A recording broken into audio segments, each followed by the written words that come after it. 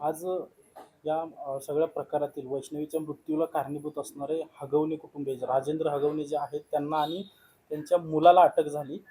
खरं तर तुम्ही अनेक दिवसांपासून मागणी करत होता अटक व्हावी, आता अटक झाली. काय शिक्षा व्हावी आणि या सगळ्या प्रकारात पोलिसांनी विलंब केला असं वाटतंय? पोलिसांनी विलंब केला. काल पोलीस प्रशासनाने दादांच्या आदेशानुसार, देवेंद्र फडणवीस साहेबांच्या आदेशानुसार आणि आपल्या मीडियाच्या माध्यमातून हे प्रकरण उचलून धरलं आणि दादांनी फडणवीस साहेबांनी जे काही आदेश दिले तर 12 तासाच्या हे आरोपी अटक केले.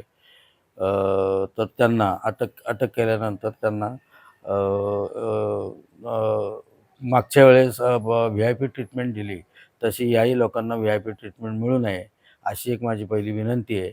आणि यांना कठोरात कठोर शिक्षा होऊन यांना मोका कायद्याअंतर्गत मोका लावूनच त्यांना शिक्षा द्यावी. नंतर कारण यापुढे अशा काही कृत्य, अशा काही घटना यापुढे कुठल्या मुलीच्या बाबतीत घडणार नाही.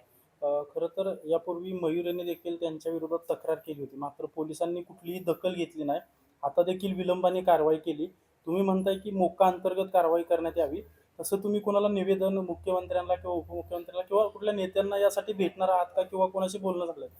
नाही, तसं बोलणं झालेलं नाही. आणि मयुरीच्या बाबतीत मयुरी काय स्टेटमेंट दिलं त्याची मला कल्पना नाही. कारण माझ्या लेकीच्या ह्याच्यातच मी दुःखात आहे. त्यामुळं मी त्या बाबतीत काही बोलू शकत नाही. नेमकी तुमची मागणी काय आहे? खटला फास्ट ट्रॅक कोर्टात चालवावा किंवा विशेष सरकारी वकील म्हणून कोणाची नियुक्ती करावी, अशी काय मागणी आहे तुमची? नाही, हे प्रकरण फास्ट ट्रॅक कोर्टातच चालवावं असं माझं म्हणणंच आहे. आणि लवकरात लवकर माझ्या मुलीला न्याय मिळावा एवढी माझी विनंती आहे.